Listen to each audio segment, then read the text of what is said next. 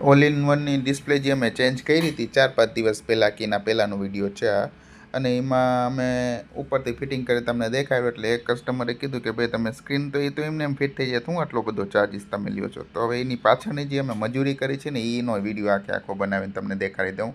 એ screen જે અમે ઉપર ફિટ કરીને મૂકી હતી ને, એ સ્ક્રીનની પાછળથી જૂની સ્ક્રીનમાંથી અમારે આખું કાઢવું પડે. એનું જે પાછળ મેગ્નેટ કે જે પણ વસ્તુ હોય આ બધા એને છે ને આખું એને સર્વિસ તો અમે ફરજિયાત કરી જ નાખે, ધૂળ રાખીને કાંઈ ફાયદો છે નહીં. અને પેસ્ટ ને બેસ્ટ બધું કરી દઈને હવે આ સ્ક્રીન લગાડી ને અમે, તો એ કેબલને એ તમે કહેતા હો કે ભાઈ આનો તમે ચાર્જ કેમ લ્યો, આ બધું જો આ ધક્કા મારવાનો જ ચાર્જ છે. આ તૂટી જાય ને એટલે તમારે 9 થી 10 હજારનો ફરકો લાગે. અગર તમને હાથેથી ફિટ કરવી હોય તો અમે કાંઈ વાંધો નહીં, ભાવ તો ભાવ અમે સ્ક્રીન આપી દઈએ. પણ ફિટિંગનું જે છે ને એમાં જ મેઇન છે. પછી તમે એમ કહો કે તૂટી જાય તો તૂટે તો કાંઈ ન થાય, નવી સ્ક્રીન જ લેવાની થાય. અને રિસ્કનો જ ભાવ હોય, બધા એમ જ કહેતા હોય. શેર માર્કેટમાં બધા પૈસા રોકતા હોય તો ના એ બધા કરતા હોય, એ બધા એમ જ હોય. અને અમારું જ છે, આ તૂટે તો દોરવું અને ના તૂટે તો હાલે એના જેવું.